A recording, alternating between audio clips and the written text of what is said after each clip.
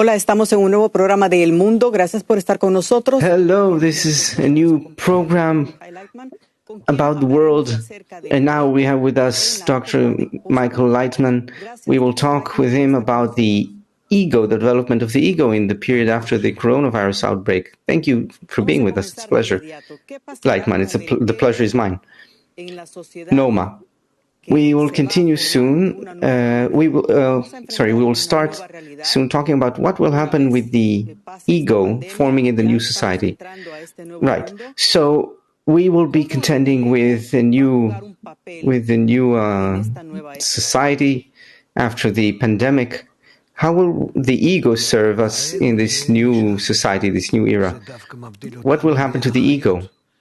Leitman, the ego remains. It separates us from the animal kingdom. In nature, we have the inanimate, vegetative, and animate levels, as well as the speaking level. So the inanimate, vegetative, and animate, they work within their own bounds. And the degree of speaking comes out of the animate degree from animals and beasts due to the ego, actually, their ego. And so our form, the form of the ego, is the form that rules us and drives us to advance. The ego, if we use it correctly, it's the driving force of human society. Noma. Yes, exactly about this. Up to now, it was the engine behind everything we built, as we know, the ego. But will there be any change happening with that ego? Will it be bigger? Will it reach some limit? How will the ego work? How will society work with respect to the ego in this new time? Leitman. The society must learn what the ego is and what we can gain from it in a way where we don't harm everyone, because if we harm everyone, it comes back to us. It all returns to us and nobody is happy. So how can we come to a state where everyone is happy, specifically through using the ego correctly? Noma, and what is the correct use of the ego? Leitman, the correct use of the ego is such that I use it in order to extract as much as I can from society and nature, but for this to be for the benefit of everyone else. And then I don't harm the society. Quite the contrary, I will see myself as a person doing good to everyone, a happy person. I will have nothing to fear of. I won't have to fear others. I won't have to feel uncomfortable in front of everyone if I act in such a way where it's in everyone's best interest. I need to see the integral form of human society before me. That's what we now see due to the coronavirus outbreak. We see that we're all tied together, all bound together. We have no choice about it, and that's what the coronavirus showed us. And we will see it more and more up close soon, that we are all one system. And if I relate to the whole of humanity as a single system, and I want everyone to have the same level of life, same education, then by that I do good to everyone. Noma. If so, what will this new force, this new power of the ego, now when this pandemic began, what motivated us was personal profit, minimum effort and maximum profit before the pandemic. So what will change in our mentality going forward? What will drive us? Leitman, I do the best I can, the maximum I can using my ego, but it's aimed not towards my selfish interests, but everyone else's interests. Like a mother in the family, how does she work? She makes sure that everyone has it well, has it good in the family, that everyone is well off, and in such a way we will truly come closer to a better life. And then no virus will come to us, because all those viruses ultimately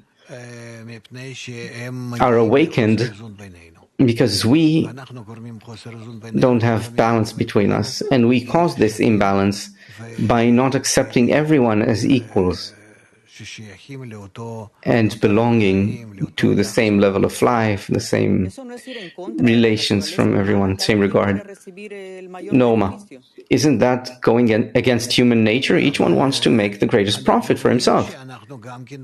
Leitman, but we see that even in our lives, we don't exactly follow our nature. I have no choice. I get up in the morning, I go to work, I work, I even do some work that I don't like so much, but I must work because by that I get some money to bring to my family, for everyone to enjoy it, for everyone to have food, clothing. So it's the same thing here. That's one thing. The other is that when I work for the sake of the society and I see by that how much I contribute to the society, this gives me great satisfaction. I enjoy it as well because I'm part of the society, but also I enjoy support from the society, good attitude, friendly attitude from the society. And in that, we see that, through that we see that we can come to a different kind of life, a life with meaning. Noma, if we should grow accustomed to living with less, which is the direction we're going, how can we perhaps even work some less luxurious job, to work from home? What will happen to the spirit of competition, which is so integral to human beings? Leitman, the spirit of competition doesn't go away. To the contrary, it can grow more and more because it'll be a competition on how much does each of us contribute to the society. Do you contribute more? Do I? And then society as a whole gains from it. It's not that each one steals from the other, and by that he is in competition with another. Rather, it's about how much each one contributes to the general society and how much society profits from it. Noma, what will guarantee that this will fulfill the person? Leitman, he will receive gratitude from the society, he will receive respect, he will be spoken of, he will be highly regarded. He won't be receiving a higher paycheck than others. Everyone, let's say, will have the same salary, but he will receive a very special regard from the society. Everyone will know about him and his stature, his status in human society, his weight, so to speak. Even now, we try to make the greatest profit we can. Why? In order to show how much greater I am than others. It's pride. So I can receive all that in a friendly way, in a good way, without pressure, not forcing others to respect me because I'm rich, because I stole a lot or did something or other, but because I contributed to society. And so, of course, that will be much more respectable. Noma, but there will always be a hierarchy, always social differences. And Leitman, of course there will always be a hierarchy, because not everyone wants to or succeeds as much as everyone else, but less or more. But this is a positive competition. Society as a whole gains from it. And in that society, there are none who remain without work. There are no unemployed people, no weak people, no people living on the streets, no people living on handouts. Everyone receives money according to the size of his family, how many people he has to feed. And everyone end up enjoying their corporeal lives as they should, as a person should. And besides that, they can all enjoy a spiritual life, but this is according to one's investment in the society. Noma, how does every worker, every person, how can every person be convinced that he's supporting society, helping society? Lightman. He will know this from his search for how else he can do good to the society. Where does the society need something done, something for its benefit? And then, certainly, there will be more places or professions that others didn't succeed so much at, and he will succeed, and he will get great gratitude from the society. Norma, there is another aspect of this we wanted to discuss, which is the psychological aspect of this pandemic. There are problems in society. People feel uncertainty, depression. They don't want how to deal with this situation because they don't know yet what world they're going to enter. So how, if so, can we deal with this in the best way? On the personal level, you talk about the masses of society now, but I'm talking about the individual. How should a person just digest and process this? Lightman, we need to build supporting systems in society for each and every one. Each and every one needs to have circles, social circles, systems where people can receive support, where they can see how some act in the benefit of others, and from that we will be mentally healed. There are many people who are frustrated, angry. They see everyone negatively because they have no ability, no opportunity to express themselves. They need to be given the opportunity to express themselves, specifically through such social systems where people meet and gather and play. And you need to have experts there in activating people, doing all sorts of activities together, men, women, or separately. Without that, it will be bad for us in life. And we see that the coronavirus is starting to bring us closer to that. It shows us where we are wrong. So let's do some proper calculus and extract some moral from what happened and continue properly. No, what you say makes great sense. It's very logical on one hand. On the other, what happens to a person who can't sleep at night because he's in debt, he cannot... Lightman, there are no debts. We come to a state where we erase all the debts. No debts, very simple.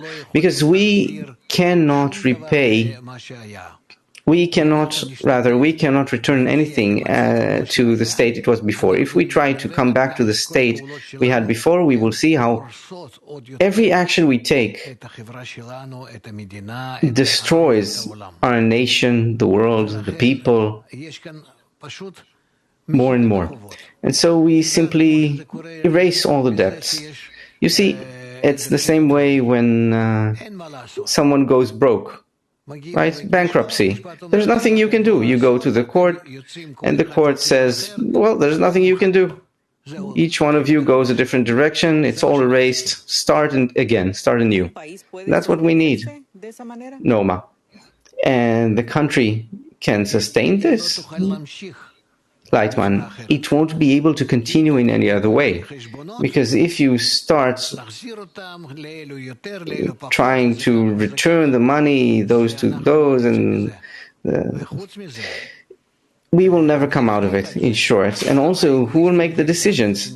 Those selfish egoists who serve as heads of state? Then we will come to war. We